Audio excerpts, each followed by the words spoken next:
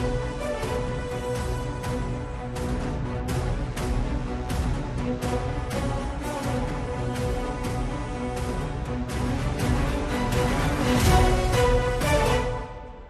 मैं हूं सुधीर चौधरी और ब्लैक एंड व्हाइट में आपका स्वागत है। क्या भारत में हिंदू महिलाओं का मंगल सूत्र खतरे में है? क्या भारत के लोगों की संपत्ति, उनका सोना, उनका पैसा घुसपैठियों में बांट दिया जाएगा? और क्या भारत के संसाधनों पर अब सबसे पहला हक मुसलमानों का होगा?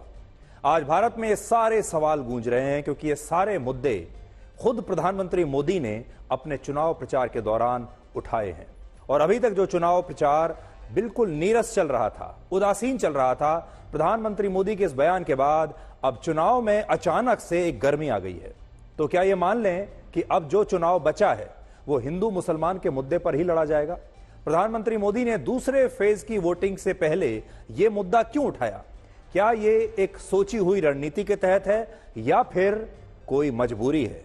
आज हम इसका एक संपूर्ण ब्लैक एंड व्हाइट विश्लेषण करेंगे। इसके बाद आपको बताएंगे कि इस बार भारत में लोग चुनाव में दिलचस्पी क्यों नहीं दिखा रहे हैं, यह चुनाव इतना उदासीन क्यों है, चुनाव में कोई जोश क्यों नहीं है, और भारत के लोगों ने पहले फेज में इतनी कम वोटिंग क्यों की। तो पहली बात तो यह है कि यह चुनाव वाकई में उदासीन है क्योंकि जो जनता है वो इन चुनावों को लेकर उदास है। चुनाव में उन्हें वो दिलचस्पी नहीं है जो पहले थी, क्योंकि इस बार चुनाव में जब लोग निकलते हैं बड़ी संख्या में तो या तो वो किसी को हटाने के लिए निकलते हैं या फिर किसी को बनाने के लिए निकलते हैं। इस बार शायद दोनों ही कारण नहीं है, लेकिन दो और बड़े कारण हैं कि इस बार लोगों ने वोट क्यों नहीं डाला। एक है लॉन्ग वीकेंड और दूसरा कारण है गर्मी। तो चुनाव आयोग को क्या यह नहीं सोचना चाहिए था कि भारत में वोटिंग के लिए 12 महीनों में से उन्होंने सबसे बुरा, सबसे मुश्किल समय ही क्यों चुना? इतनी गर्मी है बाहर कि कोई भी वोटिंग के लिए बाहर आखिर निकलेगा कैसे? और आखिर में आपको उस लोकसभा सीट के बारे में बताएंगे जो बीजेपी ने काउंटिंग से पहले ही बिना वोटिंग के ही जीत ली है, और यह सीट है गुजरात की सूरत लोकसभा सीट। यह कैसे हुआ, यह जानने के लिए थोड़ा सा इंतजार कीजिए। आज के विश्लेषण की शुरुआत चुनावों के नए एम फैक्टर से हम करेंगे। कुछ दिन पहले आपको याद होगा एक एम फैक्टर हमने दिखाया था जो प्रधानमंत्री मोदी ने लोगों के सामने, लोगों से जिसका परिचय कराया था, और वो था मटन, मछली और मुगल। लेकिन अब मटन, मछली और मुगल नहीं, बल्कि एक नया एम आया है, और वो है मुस्लिम, मैनिफेस्टो, मनमोहन और मंगल सूत्र। ये हैं इस चुनाव के नए एम फैक्टर। तो पहले तो ये देख लीजिए, पिछले दौर का जो एम फैक्टर था वो था मटन, मछली और मुगल, और अब इस नए दौर का जो एम फैक्टर है वो है मुस्लिम, मनमोहन सिंह, मैनिफेस्टो और मंगल सूत्र। रविवार को प्रधानमंत्री मोदी ने अब तक बिल्कुल नीरस और उदासीन चल रहे इस चुनाव को अचानक से आक्रामक बना दिया। उन्होंने 4 शब्द मुस्लिम, मैनिफेस्टो, मनमोहन सिंह और मंगल सूत्र के सहारे कांग्रेस पर अब तक का सबसे बड़ा हमला बोला है, और यह ऐसा हमला है जिसके पूरे देश में चर्चा हो रही है। पूरे देश में यह चुनाव जो है अब अचानक से गर्मा गया है, और ब्लैक और व्हाइट की तरह इस पर जो लोगों की राय है वो भी बिल्कुल बट गई है। तो प्रधानमंत्री मोदी ने जो अपने मुंह से मुसलमान शब्द नाम ले लिया, जो अपने मुंह से उन्होंने मुसलमानों के बारे में एक टिप्पणी कर दी, अब इस टिप्पणी की पूरे देश में चर्चा हो रही है, और अब चुनावों का सबसे बड़ा एजेंडा उनका यह बयान बन गया है। इस बार का कांग्रेस का मैनिफेस्टो देख लीजिए। कांग्रेस ने अपने मैनिफेस्टो में जो कहा है वो चिंताजनक है, गंभीर है, और ये माओवाद की सोच को धरती पर उतारने की उनकी कोशिश है। उन्होंने कहा है कि अगर कांग्रेस की सरकार बनेगी तो हरेक की प्रॉपर्टी का सर्वे किया जाएगा, हमारी बहनों के पास सोना कितना है उसकी जांच की जाएगी, उसका हिसाब लगाया जाएगा, हमारे आदिवासी परिवारों में चांदी होती है, सिल्वर कितना है उसका हिसाब लगाया जाएगा, सरकारी मुलाजिमों के पास कितना जगह है, क्या है, पैसे कहाँ है, नौकरी कहाँ है, उसकी जांच की जाएगी। इतना ही नहीं, आगे क्या कहा है, ये जो गोल्ड है बहनों का, और जो संपत्ति है ये सबको समान रूप से वितरित कर दी जाएगी। क्या ये आपको मंजूर है क्या? आपकी संपत्ति सरकार को हड़पने का अधिकार है क्या? क्या आपकी संपत्ति को, आपने मेहनत करके कमाई हुई संपत्ति को सरकार को ऐंठने का अधिकार है क्या? क्या उस संपत्ति को मेरी माताओं बहनों की जिंदगी में सोना वो सिर्फ शो करने के लिए नहीं होता है, उसके स्वाभिमान से जुड़ा हुआ है। उसका मंगलसूत्र वो एक सोने का कीमत का मुद्दा नहीं है, उसके जीवन के सपनों से जुड़ा हुआ है। तुम उसे छीनने की बात कर रहे हो अपने मैनिफेस्टो में। गोल्ड ले लेंगे, सबको वितरित कर देंगे। और पहले जब उनकी सरकार थी उन्होंने कहा था कि देश की संपत्ति पर पहला अधिकार मुसलमानों का है। इसका मतलब ये संपत्ति इकट्ठी करके किसको बांटेंगे? जिनके ज्यादा बच्चे हैं उनको बांटेंगे। घुसपैठियों को बांटेंगे। क्या आपकी मेहनत की कमाई का पैसा घुसपैठियों को दिया जाएगा? आपको मंजूर है ये कांग्रेस का मैनिफेस्टो कह रहा है कि वो माताओं बहनों का सोने का हिसाब करेंगे, उसकी जड़ती करेंगे, जानकारी लेंगे और फिर उस संपत्ति को बांट देंगे। और उनको बांटेंगे जिनको मनमोहन सिंह जी की सरकार ने कहा था कि संपत्ति पर पहला अधिकार मुसलमानों का है। भाइयों बहनों, ये अर्बन नक्सल की सोच, मेरी माताओं बहनों, ये आपका मंगलसूत्र भी बचने नहीं देंगे, यहां तक जाएंगे, मैं कहने आया हूं। प्रधानमंत्री मोदी के इस बयान के बाद पूरे देश में अब एक शब्द ट्रेंड कर रहा है और वो है मुसलमान और दूसरा है मंगलसूत्र। अब ये सोचिए कि क्या प्रधानमंत्री मोदी ने भावनाओं में बहकर ये बयान दे दिया, या फिर सोच समझकर ये बयान दिया है, या फिर अब उन्होंने इस पूरे चुनाव का एजेंडा ही बदलने के बारे में सोच लिया है। तो उन्होंने ये बयान सोच समझ कर दिया है, भावनाओं में बहकर नहीं दिया है। और ये वन ऑफ स्टेटमेंट नहीं है। देखिए, इस तरह का बयान प्रधानमंत्री बनने के बाद 10 साल में उन्होंने पहली बार दिया है। कुछ सोच समझ कर दिया होगा। और यह मैं इसलिए कह रहा हूं क्योंकि प्रधानमंत्री मोदी ने आज एक बार फिर उत्तर प्रदेश के अलीगढ़ में इसी बयान को दोहराया। लेकिन फर्क बस इतना है, कल उन्होंने मुसलमान शब्द का प्रयोग किया था, आज उन्होंने अपने इस बयान में मुसलमान शब्द का प्रयोग नहीं किया। हालांकि यह जरूर कहा कि कांग्रेस की नजर इस देश की महिलाओं के मंगलसूत्र पर है। हमारी माताओं बहनों के पास सोना होता है। ये सोना अवसरों पर सिर्फ शरीर पर पहन करके प्रभाव पैदा करने के लिए नहीं होता है। हमारे देश में माताओं बहनों के पास जो सोना होता है, कितना ही कम क्यों न हो, वो स्त्री धन होता है, पवित्र माना जाता है, कानून भी उसकी रक्षा करता है। अब इनकी नजर कानून बदलकर हमारी माताओं बहनों की संपत्ति छीनने का भी खेल खेला जा रहा है। उनका मंगलसूत्र, उस पर उन लोगों की नजर है।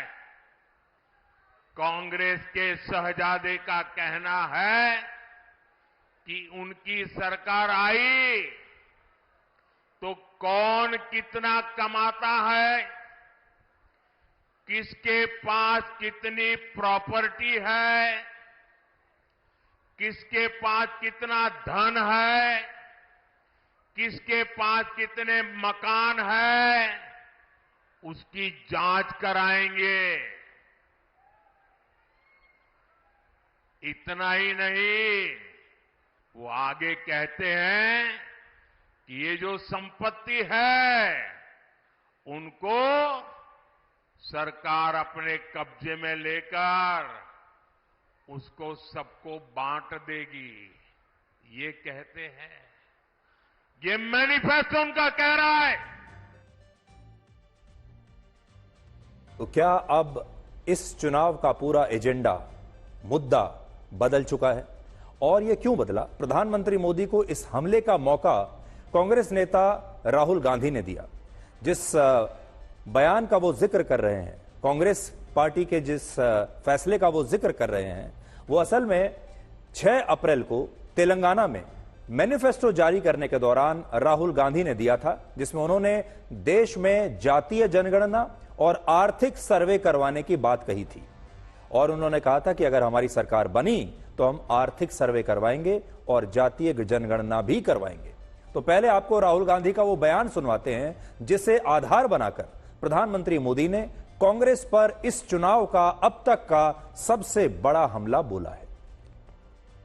हमने वायदा किया है कि जैसे ही हमारी सरकार आएगी, जो हमने तेलंगाना में किया, जाति जनगणना को हम पूरे देश में इंप्लीमेंट कर देंगे। देश का एक्सरे कर देंगे, दूध का दूध, पानी का पानी हो जाएगा। पिछड़े वर्ग को, दलितों को, आदिवासियों को, गरीब जनरल कास्ट के लोगों को, माइनॉरिटीज को पता लग जाएगा कि इस देश में उनकी भागीदारी कितनी है। इसके बाद हम फाइनेंशियल और इंस्टीट्यूशनल सर्वे करेंगे। ये पता लगाएंगे हिंदू किसके हाथों में है, कौन से वर्ग के हाथ में है। और इस ऐतिहासिक कदम के बाद हम क्रांतिकारी काम शुरू करेंगे। जो आपका हक बनता है वो हम आपके लिए, आपको देने का काम करेंगे। तो प्रधानमंत्री मोदी बार बार कांग्रेस पार्टी के मैनिफेस्टो का जिक्र कर रहे हैं। क्या मैनिफेस्टो में वाकई ऐसा कुछ लिखा हुआ है? अब हम आपको प्रधानमंत्री मोदी के बयान के दूसरे एम यानी कांग्रेस के मैनिफेस्टो का वो पन्ना दिखाएंगे, जिसमें उन्होंने कहा है कि हम बहुसंख्यकवाद के खिलाफ हैं, लेकिन अल्पसंख्यक अधिकारों के लिए भी प्रतिबद्ध हैं। तो कांग्रेस का घोषणा पत्र क्या कहता है, मैं आपको पढ़कर सुनाता हूं। खास बात जो बीजेपी ने पकड़ी है इसमें से, और वो है, भारत के इतिहास और लोकतांत्रिक परंपराओं को समझते हुए कांग्रेस का मानना है कि तानाशाही या बहुसंख्यकवाद के लिए देश में कोई जगह नहीं है। अब यहां जो बीजेपी के समर्थक हैं और जो बीजेपी के नेता हैं, इस बहुसंख्यकवाद को असल में हिंदू मान रहे हैं कि ये हिंदुओं के लिए, सीधे सीधे कांग्रेस ने हिंदू ना कहकर यहां बहुसंख्यकवाद के लिए देश में कोई जगह नहीं है, ये कह दिया। और बहुसंख्यक इस देश में हिंदू हैं। तो ये जिसको हम अंग्रेजी में कहते हैं रीडिंग बिटवीन द लाइन्स, ये वो हो रहा है यहां। फिर देखिए आगे क्या लिखा है कांग्रेस के मैनिफेस्टो में। भाषीय और धार्मिक अल्पसंख्यकों को भारत के किसी अन्य नागरिक की तरह ही मानव और नागरिक अधिकार प्राप्त हैं। कांग्रेस भारत में अल्पसंख्यकों के अधिकारों को बनाए रखने और उनकी रक्षा के लिए प्रतिबद्ध है, ऐसा उन्होंने लिखा है। भाषा में ये जरूर हम कहेंगे कि कहीं भी मुसलमान शब्द का इस्तेमाल नहीं किया गया है, कहीं पर यह नहीं लिखा है, लेकिन बहुत स्मार्टली ड्राफ्टेड मैनिफेस्टो है ये, जिसमें कोई उंगली नहीं उठा सकता, क्योंकि भाषा में संयम दिखाई देता है। भाषा अल्पसंख्यकों की बात कर रही है, मुसलमानों की नहीं। लेकिन दूसरे तरीके से अगर आप देखें तो भारत में अल्पसंख्यक का मतलब ही मुसलमान माना जाता है, और उसके लिए कांग्रेस कह रही है कि हम प्रतिबद्ध हैं। लेकिन प्रतिबद्ध किस कीमत पर हैं, कैसे वो इंश्योर करेंगे कि ऐसा हो, इस पर सवाल खड़े किए जा रहे हैं। अब देखिए प्रधानमंत्री मोदी ने जो तीसरा एम लोगों के सामने रखा है, वो है पूर्व प्रधानमंत्री doctor Manmohan Singh, M for Manmohan Singh.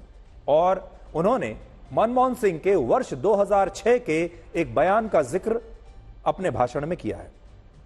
और मनमोहन सिंह के इस बयान को लेकर बीजेपी आरोप लगा रही है कि कांग्रेस देश के संसाधनों पर पहला हक मुसलमानों का मानती है। और यह बात खुद 2006 में भारत के प्रधानमंत्री डॉक्टर मनमोहन सिंह ने अपने भाषण में कही थी कि भारत में संसाधनों पर पहला अधिकार मुसलमानों का है। पहले हम आपको पूर्व प्रधानमंत्री मनमोहन सिंह के उसी बयान की एक लाइन नहीं बल्कि पूरा बयान आपको सुनाना चाहते हैं, ताकि आप यह समझ सकें कि उन्होंने यह बयान वाकई इसी रूप में दिया था या फिर किसी और संदर्भ में उन्होंने यह बयान दिया था। तो देखिए इस बयान के 2 वर्जन हैं, यह 2 प्रकार का है। एक जो छोटा वर्जन है और दूसरा जो बड़ा वर्जन है, जिसमें बात पूरी टोटलिटी के साथ आ रही है, मतलब जिसमें पूरी बात समझ में आ रही है। हम आपको उनका जो कंप्लीट बयान है, पूरा जो संपूर्ण बयान है, वो सुनवाते हैं। ये सुनिए आप। Our collective priorities are clear: agriculture, irrigation and water resources, health, education, critical investment in rural infrastructure, and the essential public investment needs of general infrastructure, along with programs for the uplift of scheduled castes, scheduled tribes, other backward classes, minorities, and women and children. The component plans for scheduled castes and scheduled tribes will need to be revitalized. We will have to devise innovative plans to ensure that minorities, particularly the Muslim minority, are empowered to share equitably in the fruits of development. They must have the first claim on our resources. इसमें एक sentence है, they must have the first claim on resources. They मतलब जो BJP बता रही है, यहां दे का मतलब है मुसलमान, कि मुसलमानों का पहला हक है देश के संसाधनों पर। लेकिन पूरा बयान अगर आप उनका पढ़ें, मेरे पास उस पूरे बयान की कॉपी है, मैं अपने साथ आज लेकर आया हूं, और पूरा बयान अगर आप पढ़ेंगे तो पूरे बयान में देखिए एक सेंटेंस जो है जिससे स्पष्ट होता है कि उनकी मंशा क्या थी। वो क्या कहते हैं doctor Manmohan Singh? We will have to devise innovative plans to ensure that minorities, particularly the Muslim minority, are empowered to share equitably in the fruits of development. They must have the first claim. They must have the first claim on resources. अब देखिए हिंदी में इसका हमने Hindi translation किया है पूरे बयान का। हिंदी में इसका मतलब है, मेरा मानना है कि हमारी सामूहिक प्राथमिकताएं बिल्कुल साफ हैं। ये प्राथमिकताएं हैं कृषि, सिंचाई और जल संसाधन, शिक्षा, बुनियादी ग्रामीण ढांचे में निवेश, सामान्य बुनियादी ढांचे में सार्वजनिक निवेश की जरूरतों के साथ साथ अनुसूचित जाति, जनजाति, अन्य पिछड़े वर्ग, अल्पसंख्यकों, महिलाओं और बच्चों के उत्थान के कार्यक्रम। अनुसूचित जाति और जनजाति के लिए घटक योजनाओं को पुनर्जीवित करने की आवश्यकता होगी। हमें यह सुनिश्चित करने के लिए नवीन योजनाएं बनानी होंगी कि अल्पसंख्यक, खासकर मुस्लिम अल्पसंख्यक, विकास के लाभ में समान रूप से भागीदार बनने के लिए सशक्त हों। संसाधनों पर पहला दावा उनका ही होना चाहिए। तो कांग्रेस का यह कहना है कि संसाधनों पर पहला दावा उनका होना चाहिए। इसमें उनका मतलब यह नहीं है कि मुसलमानों का होना चाहिए। वो ये कह रहे हैं कि सारे जो कौन कौन होने चाहिए? अनुसूचित जाति, अन्य पिछड़े वर्ग, अल्पसंख्यक, महिला, बच्चे और अल्पसंख्यक, खासकर मुस्लिम अल्पसंख्यक। तो अकेले मुस्लिम अल्पसंख्यक का नाम उन्होंने लिया है, लेकिन अकेले मुसलमानों का नाम नहीं लिया। उसके अलावा भी बहुत सारे वर्गों के नाम इसमें लिए गए हैं। इस बयान के बाद कांग्रेस तिलमिला उठी जब प्रधानमंत्री मोदी ने यह बयान दिया, और अब कांग्रेस ने इसे निराशा में दिया गया एक झूठा बयान बताया है। कांग्रेस के नेता राहुल गांधी ने कहा है कि वो जनता को मुद्दों से भटकाना चाहते हैं। यह तो कांग्रेस के क्रांतिकारी मैनिफेस्टो के रुझान है। भारत मुद्दों से भटकेगा नहीं, ऐसा राहुल गांधी लिख रहे हैं सोशल मीडिया पर कि प्रधानमंत्री मोदी असली मुद्दों से भटका रहे हैं जनता को।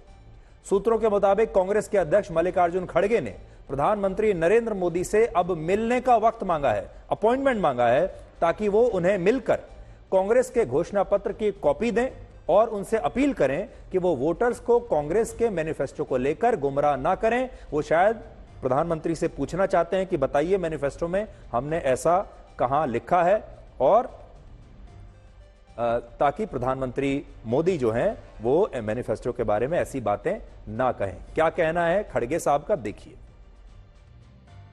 यही जो आदमी अपनी हिम्मत खो लेता है और जिसके पास बोलने के लिए कुछ मुद्दे नहीं हैं, तो ऐसी चीज़ें लाते हैं।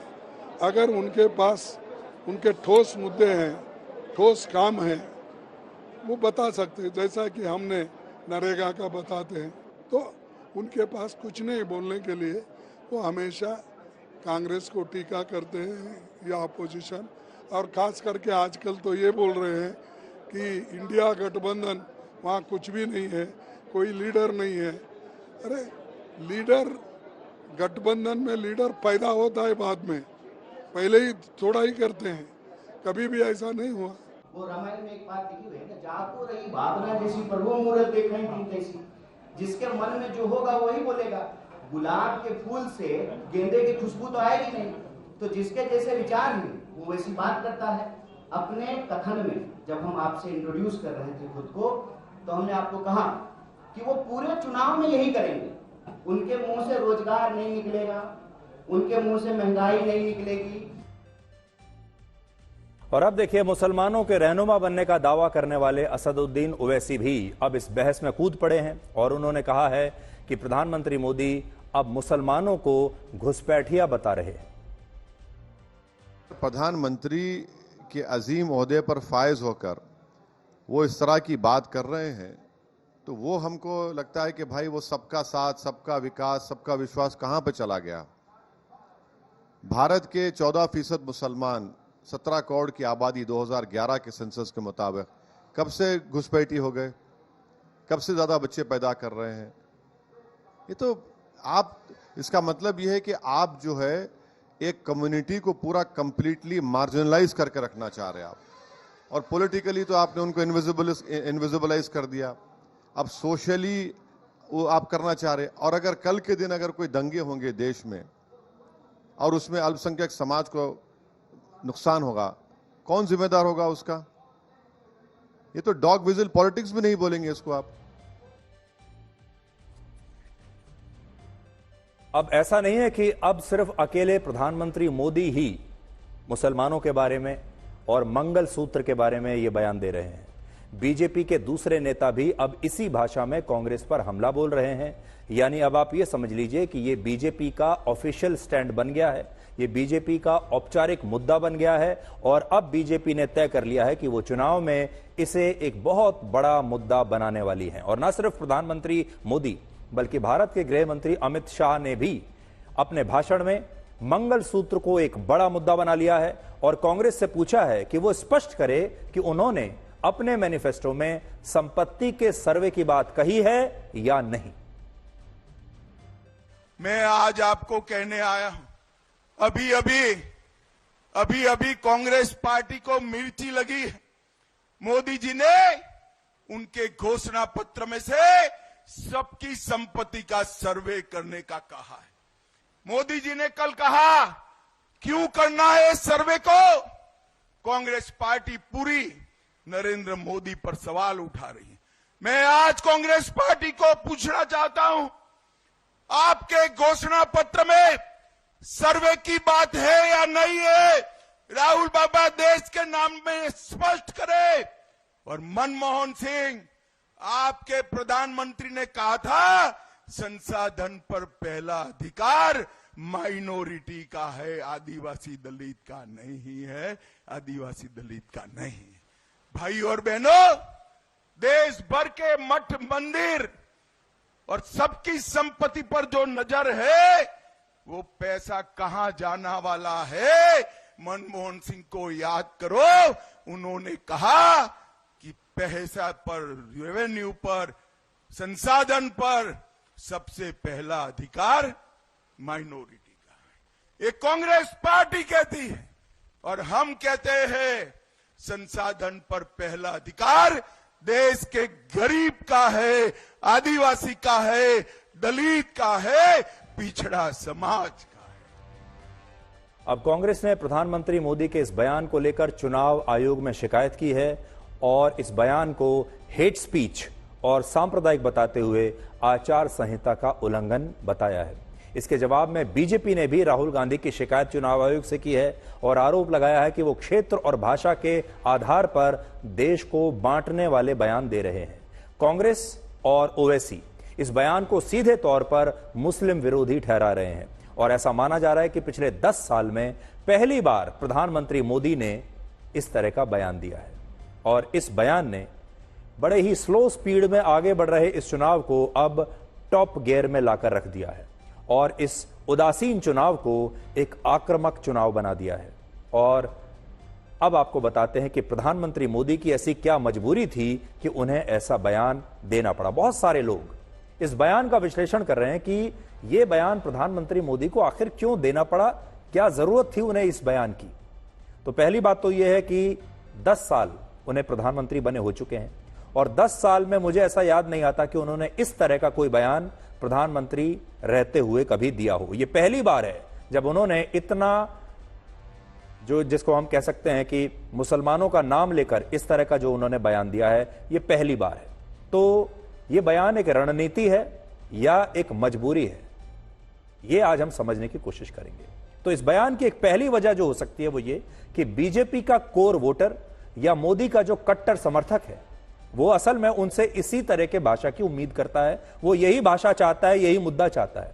जो कार्यकर्ता या समर्थक अब तक शांत बैठा था उसे इस बयान ने अब एकदम से झकझोर दिया है, यानी उसे जागृत कर दिया है, उसे जगा दिया है।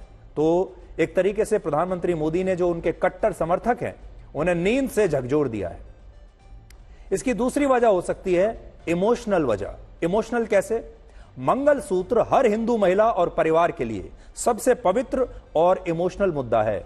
चाहे वो परिवार अगड़ी जाति का हो, पिछड़ी जाति का हो, किसी भी जाति का परिवार हो, हर परिवार को मंगलसूत्र का जो सूत्र है ये जोड़कर रखता है। मंगलसूत्र एक बहुत इमोशनल मुद्दा होता है किसी भी परिवार के लिए। इसलिए आज भी अगर आप देखें, कोई भी परिवार कभी भी अपने मंगलसूत्र को बेचता नहीं है।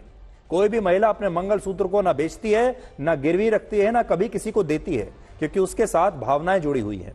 मंगलसूत्र के सूत्र से अब प्रधानमंत्री मोदी ने हिंदू धर्म की सब जातियों को फिर से एक सूत्र में जोड़ दिया है। एक हिंदू महिला किसी भी विषम परिस्थिति में अपने दूसरे गहनों के साथ तो भले ही समझौता कर ले, सोना चांदी बाजार में जाकर बेच देगी, गिरवी रख देगी, लेकिन मंगलसूत्र को लेकर वो बहुत भावुक होती है, जिसके साथ वो किसी भी परिस्थिति में समझौता नहीं करती। और इसीलिए प्रधानमंत्री मोदी ने मंगलसूत्र वाले बयान से इस मुद्दे को अब बहुत ही एक इमोशनल टच दे दिया है। और उनकी कोशिश ये है कि जितने भी हिंदू परिवार हैं और जितने भी हिंदू महिलाएं हैं जिनके पास मंगलसूत्र है, वो अब इस सूत्र से एक साथ बंध जाएंगे। इसकी तीसरी वजह ध्रुवीकरण हो सकती है। विपक्ष जहां मुस्लिम वोटों को एकजुट रखना चाहता है, विपक्ष का जो ध्रुवीकरण का फॉर्मूला है वो ये है कि मुस्लिम वोटों को अपनी तरफ खींच लो, लेकिन हिंदू वोटों को जाति के आधार पर विपक्ष बांटने की कोशिश करता है। वहीं बीजेपी की हमेशा यह कोशिश होती है कि हिंदू जातियों में बंटकर नहीं बल्कि एकजुट होकर धर्म के नाम पर वोट करें। यानी धार्मिक ध्रुवीकरण कहीं ना कहीं बीजेपी के लिए हमेशा फायदेमंद साबित होता है। और इस बार बीजेपी ने अपना वही ट्राइड एंड टेस्टेड फॉर्मूला, जिसमें वो कभी फेल नहीं होती, वो फॉर्मूला फिर से उन्होंने यहां लागू कर दिया है। वो है ध्रुवीकरण का फॉर्मूला। अब सवाल यह है कि राहुल गांधी का बयान ज्यादा कामयाब होगा या फिर प्रधानमंत्री मोदी का यह पलटवार वोटरों के दिल में चला जाएगा, उतर जाएगा। यह तो स्पष्ट है कि राहुल गांधी ने भी यह बयान सोच समझकर चुनावी फायदे के लिए ही दिया, और वो इसमें कितने कामयाब हुए ये एक विश्लेषण का विषय है। यह विश्लेषण का विषय तो ये हम आपको बताएंगे 4 जून को। उन्होंने शायद ये माना कि राम मंदिर उद्घाटन कार्यक्रम के बहिष्कार करके उन्होंने मुस्लिम वोटों को तो साध लिया, क्योंकि उन्होंने जैसे ही बहिष्कार किया राम मंदिर का, मुस्लिम उनके साथ आ गए, तो मुस्लिम वोट तो आ ही गए, 20% काम हो गया। अब बाकी बचे 80% हिंदू वोटर, और उन्होंने अब हिंदुओं को जाति और अमीर गरीब में बांटकर ये वोट हासिल करने की उन्होंने कोशिश की है। अब देखिए, 2 तरीके हैं। जब कांग्रेस ये कहती है कि हम जातीय जनगणना करेंगे, कास्ट सेंसस करेंगे और आर्थिक सर्वे करेंगे, तो आर्थिक सर्वे से वो अमीर और गरीब में हिंदुओं को बांट रहे हैं और जातीय जनगणना करके जातियों में बांट रहे हैं। भारत में 84 करोड़ लोग ऐसे हैं जो एक महीने में 10,000 रुपए से भी कम कमाते हैं, इन्हें आप गरीब मान सकते हैं। और 80 करोड़ लोग तो हमारे देश में आज भी ऐसे हैं जो आज भी सरकार से मुफ्त का राशन ले रहे हैं। ऐसे में राहुल गांधी ने जातिगत जनगणना की बात कहकर हिंदुओं को जातियों में बांटने की कोशिश की है कि अलग अलग जाति में हिंदू बढ़ जाए, और आर्थिक सर्वे की बात कहकर अमीर और गरीब में बांटने की कोशिश की है। और कांग्रेस को लगता है कि मुस्लिम वोटर तो पहले से ही उनके साथ है, इसलिए अगर उन्होंने जाति और अमीरी और गरीबी के नाम पर, आर्थिक सर्वे के नाम पर, जातीय जनगणना के नाम पर हिंदू वोटर को बांट दिया तो फिर उन्हें बड़ा फायदा होगा। लेकिन प्रधानमंत्री मोदी ने मंगल सूत्र को बीच में लाकर फिर से हिंदुओं को एक सूत्र में बांधने की कोशिश की है, क्योंकि मंगल सूत्र ऐसा सूत्र है जो सारे हिंदुओं को, सारे हिंदू परिवारों को जोड़ देगा, खास तौर पर महिलाओं को जोड़ देगा। ऐसे में सवाल उठता है कि कहीं राहुल गांधी ने यह मुद्दा उठाकर खुद ही सेल्फ गोल तो नहीं कर दिया, क्योंकि जैसे ही उन्होंने यह बयान दिया प्रधानमंत्री मोदी ने भी पलटवार कर दिया। अब बड़ी बात यह है कि जो कुछ प्रधानमंत्री मोदी ने कहा है और बीजेपी कह रही है, क्या इसे हेट स्पीच माना जाएगा? हेट स्पीच की परिभाषा क्या है? आखिर हेट स्पीच क्या होता है? अब आपको हम यह समझाते हैं। चुनाव में हेट स्पीच को लेकर चुनाव आयोग की कोई तय परिभाषा नहीं है, लेकिन ऐसा माना जाता है कि किसी व्यक्ति या समूह के बारे में धर्म, जाति, नस्ल, रंग या उसके वंश के आधार पर भेदभावपूर्ण भाषा का इस्तेमाल करना हेट स्पीच के अंतर्गत आता है। चुनाव आयोग अपनी आदर्श आचार संहिता के पहले पैराग्राफ में यह लिखता है कि कोई भी पार्टी या उम्मीदवार किसी भी ऐसी गतिविधि में भाग नहीं लेगा जो लोगों में मौजूदा मतभेदों को बढ़ा सकती है, आपसी नफरत पैदा कर सकती है या जातियों और समुदायों के बीच धार्मिक या भाषाई तनाव पैदा कर सकती है। तो ये परिभाषा हमने आज चुनाव आयोग की ही चुनाव आयोग को याद दिलाने की कोशिश की है। अब उसे तय करना है कि हेट स्पीच के अंतर्गत क्या आता है और क्या नहीं। प्रधानमंत्री मोदी के इस बयान के बाद एक और चर्चा हो रही है कि क्या प्रधानमंत्री मोदी आज भी हार्ड हिंदुत्व का, यानी कट्टर हिंदुत्व का सबसे प्रमुख चेहरा बने हुए हैं, सबसे बड़ा चेहरा बने हुए हैं। कुछ समय से प्रधानमंत्री मोदी की छवि अपने समर्थकों में अब सॉफ्ट हिंदुत्व के एक संदेशवाहक के तौर पर बन रही थी, क्योंकि जब वो प्रधानमंत्री के तौर पर जो उनका कार्यकाल है 10 साल का, उन्होंने सबका साथ, सबका विकास और सबका विश्वास पर काम किया है। यानी सबके लिए काम करते हैं, सबका विश्वास हासिल करने के लिए काम करते हैं, चाहे हिंदू हो या मुसलमान हो। और अभी तक उन्होंने किया भी यही। वो अयोध्या में राम मंदिर के उद्घाटन में शामिल होते हैं, अबू धाबी में भी मंदिर का उद्घाटन करते हैं, पसमानदा मुसलमानों के कार्यक्रम में भी शामिल होते हैं, और इन सब के बीच वो बयानों में भी अपनी पुरानी छवि के अनुरूप अब सांप्रदायिक मुद्दों पर कहीं भी आक्रामक नजर नहीं आ रहे थे पिछले 10 साल से।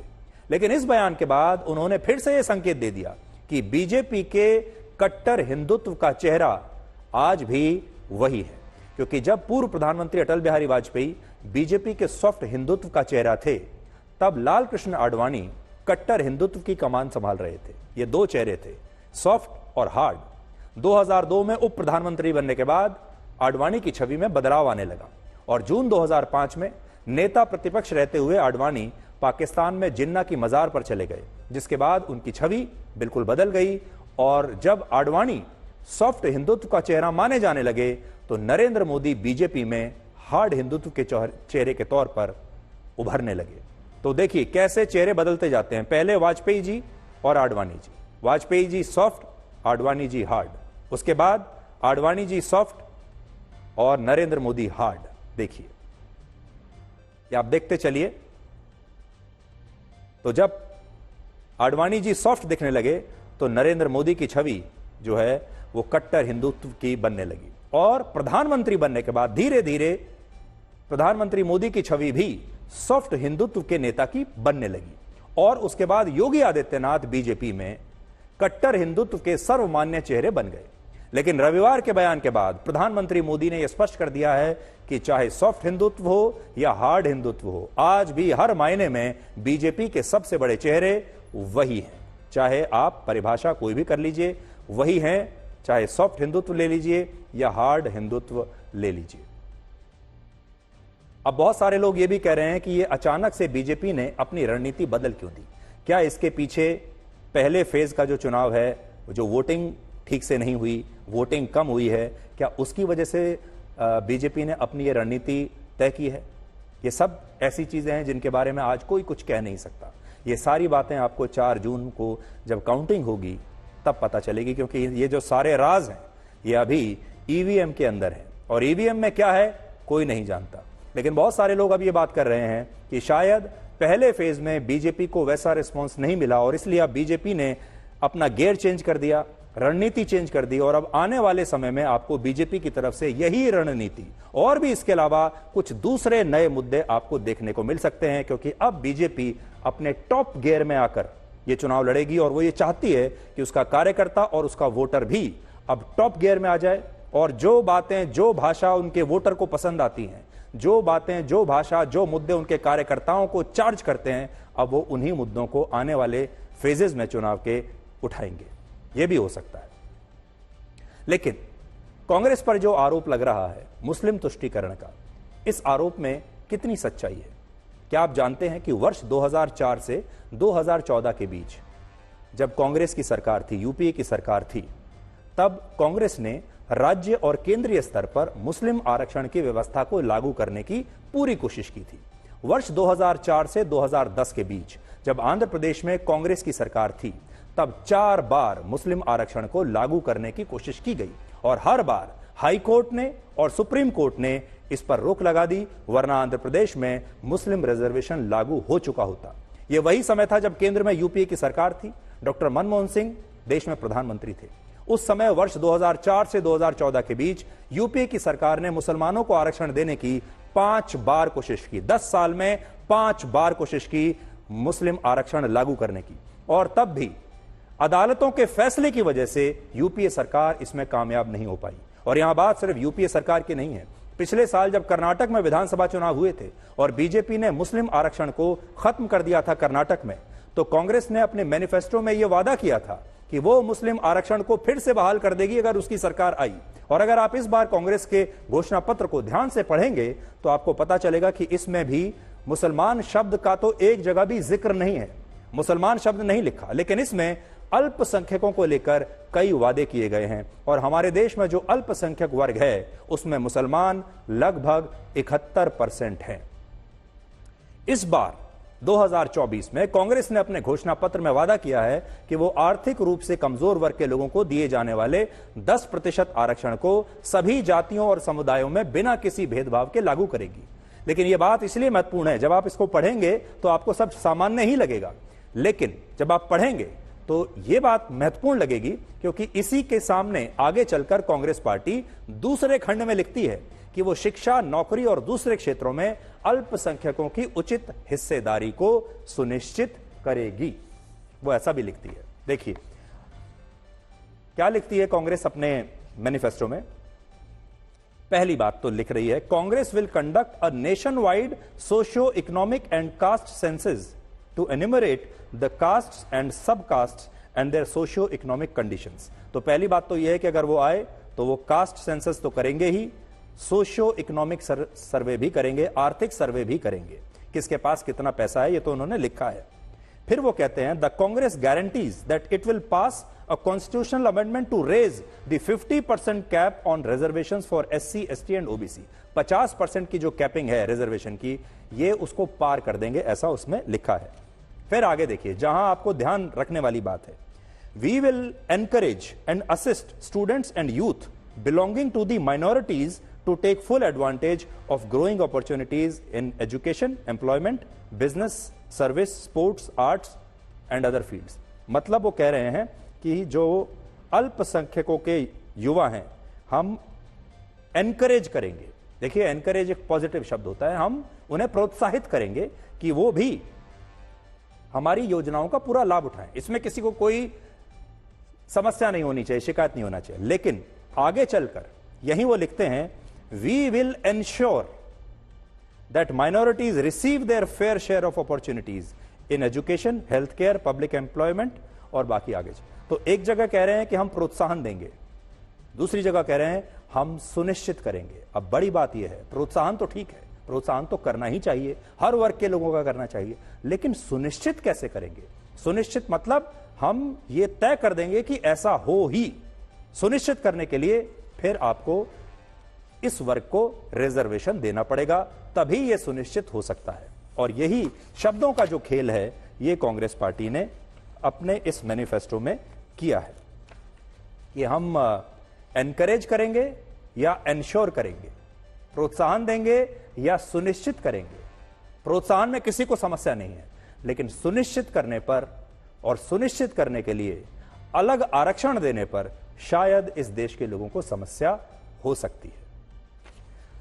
कुल मिलाकर बात यह है कि यह चुनाव अब बहुत ही दिलचस्प मोड़ पर आ गया है और यह चुनाव फिर वहीं आ गया है।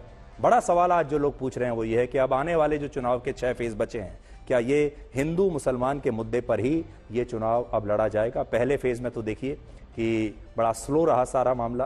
पहले फेज में जब विकास की बात हो रही थी, लोगों को कोई दिलचस्पी ही नहीं आई। पहले फेज में जब देश की बात हो रही थी, आंतरिक सुरक्षा की बात हो रही थी, लोकतंत्र को बचाने की बात हो रही थी, ईडी सीबीआई के दुरुपयोग की बात हो रही थी, उधर मोदी जी विकास की बात कर रहे हैं, भारत की बढ़ती छवि की बात कर रहे हैं, लोगों को कोई दिलचस्पी आई नहीं, लोगों को मजा नहीं आया, लोग निकले ही नहीं घर से बाहर। इसलिए अब हम आपको यह बताएंगे कि लोकसभा चुनावों को लेकर वोटर्स में पहले फेज में 19 अप्रैल को उत्साह क्यों नहीं दिखाई दिया। इस बार के चुनाव 7 चरणों में हो रहे हैं। क्रिकेट की भाषा में कहें तो 7 ओवर का यह मैच है, जिसमें पहला ओवर फेंका जा चुका है और पहला चरण इसमें सबसे बड़ा था। इसमें 102 सीटों पर चुनाव हुए हैं। यानी आप यह समझ लीजिए कि ये जो 102 सीटों का जो क्वेश्चन पेपर था, सबसे बड़ा क्वेश्चन इसमें यही था और इन 102 सीटों पर 65.5% वोटिंग हुई है। लेकिन पिछली बार पहले चरण के चुनाव में लगभग 70% वोटिंग हुई थी। वर्ष 2014 के पहले चरण के चुनाव में भी 70% वोटिंग हुई थी, लेकिन इस बार लगभग 4% वोटिंग कम हुई है, जो ऐतिहासिक गिरावट है। इसके पीछे 4 प्रमुख कारण हैं। देखिए, पहला कारण है चुनावों में वोटर्स की उदासीनता। किसी भी चुनाव में ज्यादा वोटिंग तब होती है जब वोटर या तो किसी पार्टी को या नेता को जिताने के लिए बाहर निकलता है या फिर किसी को हराने के लिए बाहर निकलता है। यानी वो शिद्दत से या तो किसी को सत्ता पर, कुर्सी पर बैठाना चाहता है और या बड़ी शिद्दत से उसे कुर्सी से हटाना चाहता है। और इस चुनाव में वोटर्स के पास ये दोनों ही कारण नहीं है, इसलिए उदासीनता वाला चुनाव है। वोटर्स ने यह मान लिया कि प्रधानमंत्री मोदी अब सत्ता में जो है पूरी तरीके से प्रतिष्ठित हो चुके हैं, पूरी तरीके से सेट हो चुके हैं, अब उन्हें हराना मुश्किल है। और बदलाव में के पक्ष में भी कोई ऐसी लहर दिखाई नहीं दे रही, यानी लहर है ही नहीं। अगर लहर कोई होती, लोगों में गुस्सा होता, तो कम से कम बदलाव के लिए वो गुस्सा, वो लहर नजर आती। बदलाव के लिए भी कोई लहर नहीं है, क्योंकि उसका भी रोड मैप लोगों को समझ में नहीं आ रहा। प्रधानमंत्री मोदी के समर्थक इस ओवर कॉन्फिडेंस में है कि वो अब सत्ता में पूरी तरह स्थापित हो चुके हैं, अब वो हार ही नहीं सकते, इसलिए उनके एक वोट देने या ना देने से कोई फर्क नहीं पड़ेगा, इसलिए ये लोग घर बैठे रह गए।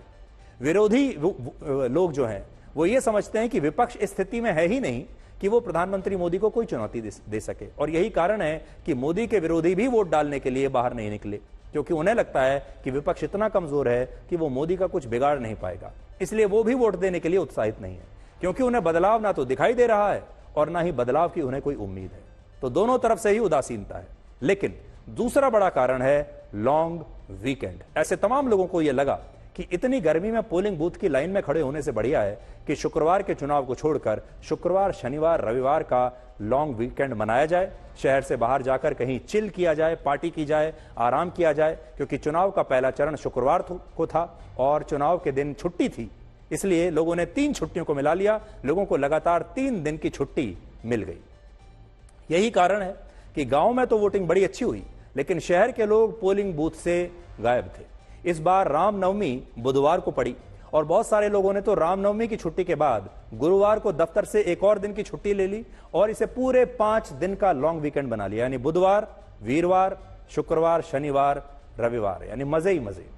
अब चिंता की बात यह है कि अगले चरण का चुनाव भी शुक्रवार को ही हो रहा है, फिर तीसरे चरण का चुनाव जो है वो मंगलवार को पड़ रहा है, लेकिन उसके बाद चौथे और 5वें चरण का चुनाव भी सोमवार को है, जो लॉन्ग वीकेंड में बदल सकता है, और आखिर के दोनों चरण भी शनिवार को ही हैं। इसलिए आने वाले चरणों के वोटिंग में भी लॉन्ग वीकेंड का असर दिख सकता है। हमारे देश के लोग 2 छुट्टियों को 3 में बदलने में और 3 छुट्टियों को 4 छुट्टियों में बदलने में एक्सपर्ट हैं। इसलिए बहुत सारे लोगों को लगा कि वोट क्या देना, छुट्टियों पर कहीं बाहर चलते हैं। तीसरा कारण है तेज गर्मी। इस समय पूरे भारत में भीषण गर्मी पड़ रही है। जैसे वोटिंग वाले दिन मध्य प्रदेश के जबलपुर में तापमान था 42 डिग्री सेल्सियस, महाराष्ट्र के नागपुर में 41, तमिलनाडु के वेल्लोर में 41.5 डिग्री सेल्सियस था। इसके अलावा कई जगहों पर उस दिन तापमान 40 डिग्री सेल्सियस से ऊपर था। इसलिए आम जनता गर्मी की वजह से भी अपने घरों से बाहर नहीं निकली। गर्मी की वजह से ही सुबह 10 बजे से पहले और शाम 4 से 5 बजे के बीच ज्यादा वोटिंग हुई और 12 से 3 बजे के बीच गर्मी की वजह से यह वोटिंग कम हो गई। गर्मी के बीच चुनाव कराने में हो रही समस्या को लेकर आज चुनाव आयोग ने भी मौसम विभाग के अधिकारियों के साथ बात की है, बैठक की है, लेकिन देखिए अब बहुत देर हो चुकी है। अब मौसम विभाग मई और जून के महीने में सर्दी तो कर नहीं पाएगा, गर्मी को रोक नहीं पाएगा। इस बैठक में भारत का एक नक्शा दिखाया गया जिससे ये लाल रंग का जो हिस्सा है, अगर आप देखेंगे ये उसी प्रेजेंटेशन का हिस्सा है जो इस बैठक में दी गई। लाल रंग में जो आप देख रहे हैं ये भारत का वो हिस्सा है जो इस समय गर्मी में तप रहा है और मार्च में ज्यादातर जगहों पर तापमान 34 से 40 डिग्री सेल्सियस था और अब ये बढ़कर 44 डिग्री तक पहुंच चुका है। देखिए भारत का नक्शा कैसे इस समय लाल रंग जो आपको दिख रहा है ये वो इलाके हैं जो गर्मी से अभी तप रहे हैं। कम वोटिंग को लेकर आज प्रधानमंत्री नरेंद्र मोदी ने भी अलीगढ़ में एक रैली में लोगों से अपील की और कहा कि वो सुबह सुबह ही जाकर सबसे पहला काम यही करें कि अपना वोट डालें और बाद में जलपान करें। एक तरफ फसल की कटाई का समय है, शादी ब्याह का भी समय है और गर्मी तो पूछो मत, है सब कुछ है। लेकिन भाइयों बहनों, देश से तो बड़ा कुछ नहीं होता ना। देश से बड़ा कुछ होता है? देश का इतना बड़ा महत्वपूर्ण चुनाव है, हमें सारे काम छोड़ करके वोट करना चाहिए कि नहीं करना चाहिए? सुबह सुबह वोट करना बहुत जरूरी है। करोगे? धूप निकलने से पहले वोट हो जाए, जलपान से पहले मतदान हो जाए। आपके एक एक वोट का बहुत महत्व है। तो हम तो यही कहेंगे कि चुनाव आयोग बहुत देर से जागा है। ये चुनाव आयोग की गलती मानी जाएगी कि उन्होंने ऐसा खराब समय, देखिए भारत के पूरे एक साल में जो सबसे खराब मौसम होता है वो ये मौसम होता है, अप्रैल, मई और जून का मौसम। और देखिए चुनाव आयोग ने इस मौसम को चुना कि इतनी भर गर्मी में वो देश में वोटिंग कराना चाहता है। ये बात पहले सोचनी चाहिए थी और लोगों का भी ध्यान रखना चाहिए था कि लोग इतनी गर्मी में जाकर वोटिंग करेंगे कैसे। अब जब इतनी गर्मी है, लोग निकल नहीं रहे, तो चुनाव आयोग दिल्ली में बैठकर मीटिंग कर रहा है, मौसम विभाग के साथ बैठक कर रहा है। लेकिन अब तो बहुत देर हो चुकी है, लोगों के बारे में भी थोड़ा सोचना चाहिए था चुनाव आयोग को, जो उन्होंने सोचा नहीं। अब देखिए कम वोटिंग का चौथा कारण सोशल मीडिया। इस बार पूरा चुनाव ही सोशल मीडिया पर लड़ा जा रहा है। हर पार्टी का आईटी सेल किसी भी तरह से आपके मोबाइल फोन तक पहुंचना चाहता है और चाहे व्हाट्सएप हो, फेसबुक हो, इंस्टाग्राम हो या सोशल मीडिया का कोई भी प्लेटफॉर्म हो, नेता आजकल रैलियां कम कर रहे हैं और सोशल मीडिया पर ज्यादा एक्टिव हैं। रैलियां कम करते हैं और गाड़ी में बैठकर, घरों में बैठकर वीडियो ज्यादा बनाते हैं और फिर उस वीडियो को आपके व्हाट्सएप पर भेज देते हैं। पहले वोटर्स और पार्टियों के बीच में जो कार्यकर्ता हैं वो एक पुल की तरह काम करते थे। कार्यकर्ता घर घर जाते थे, पार्टियों के घर घर जाकर आपको कहते थे, लेकर जाते थे पोलिंग बूथ तक कि आप चलकर वोट डालिए। लेकिन इस बार इस तरह का प्रोएक्टिव कार्यकर्ता गायब है। इस बार कार्यकर्ता भी व्हाट्सएप ग्रुप बनाकर नेताओं के मैसेज फॉरवर्ड कर रहे हैं, इसलिए कार्यकर्ता भी घर पर बैठे हैं। पिछले चुनाव में जो पन्ना प्रमुख हुआ करते थे वो आज पेज प्रमुख बन गए हैं और सोशल मीडिया पर पेज बनाकर, फेसबुक का पेज बनाकर अब वो पेज प्रमुख बन गए हैं। जो कुछ जानकारी लेनी है आप उस पेज से ले लीजिए, या फिर व्हाट्सएप ग्रुप बनाकर उसके एडमिन बने हुए हैं और सारी जानकारियां वो उस व्हाट्सएप ग्रुप में डाल देते हैं। ये ऐसे तो आजकल हमारा चुनाव प्रचार चल रहा है। तो देखिए, जो मैंने आपको कहा, पन्ना प्रमुख जो होते थे पहले बड़े एक्टिव होते थे, अब वो फेसबुक के पेज प्रमुख हो गए हैं। इसी तरह अब जो सारे कार्यकर्ता हैं वो व्हाट्सएप ग्रुप बनाकर उसके एडमिन बन गए हैं। और कार्यकर्ता हो या नेता हो, अब जो डोर टू डोर कैंपेनिंग एक जमाने में हुआ करती थी, लोग घर घर जाते थे, लोगों से रिक्वेस्ट करते थे वोटर से कि आप हमें वोट डालिए, इस बार वो कैंपेन नहीं नजर आ रही है और कार्यकर्ता भी घर पर ही बैठा है। और इसीलिए आज हम ये कहना चाहेंगे कि जब पूरी कैंपेनिंग ही डिजिटल हो रही है, सब कुछ नेता हो, कार्यकर्ता हो, सब कुछ अगर आपके मोबाइल फोन से ही हो रहा है, तो वोटिंग भी डिजिटल ही कर देनी चाहिए। और अगर डिजिटल वोटिंग हो जाती तो कहीं बड़ी संख्या में लोग वोट इस बार डालते और वोटिंग परसेंटेज बढ़ जाता। इसलिए आज हमारे देश की सरकारों को, अब जो नई सरकार आएगी, उसे यह सोचना चाहिए कि जब पूरा चुनाव ही मोबाइल फोन पर लड़ा जा रहा है, जब पूरा चुनाव प्रचार ही इंटरनेट पर है, सोशल मीडिया पर है, तो फिर चुनाव भी आप मोबाइल फोन के जरिए ही करा लीजिए। वोटिंग भी चुनाव की जो होती है वो डिजिटल वोटिंग करा लीजिए। बहुत सारे देशों में डिजिटल वोटिंग शुरू हो चुकी है और अब भारत के लिए भी अच्छा होगा कि सरकार कोई नया तरीका सोचे और आपके फोन से ही या इंटरनेट के जरिए ही आप वोट डाल सकें, घर में बैठे हुए। अगर आप बाहर गए हुए हैं वेकेशन पर तो वहां से बैठे बैठे डाल सकें। तो आज के लिए ब्लैक एंड व्हाइट में इतना ही। अब आपसे हमारी अगली मुलाकात होगी कल रात 9 बजे। तब तक आप खुश रहिए, सुरक्षित रहिए, स्वस्थ रहिए और जिंदगी में अगर कुछ खोना पड़े तो हमेशा याद रखें, जो खोया उसका गम नहीं, जो पाया है वो किसी से कम नहीं, और जो नहीं है वो एक ख्वाब है, और जो है वो लाजवाब है। नमस्कार।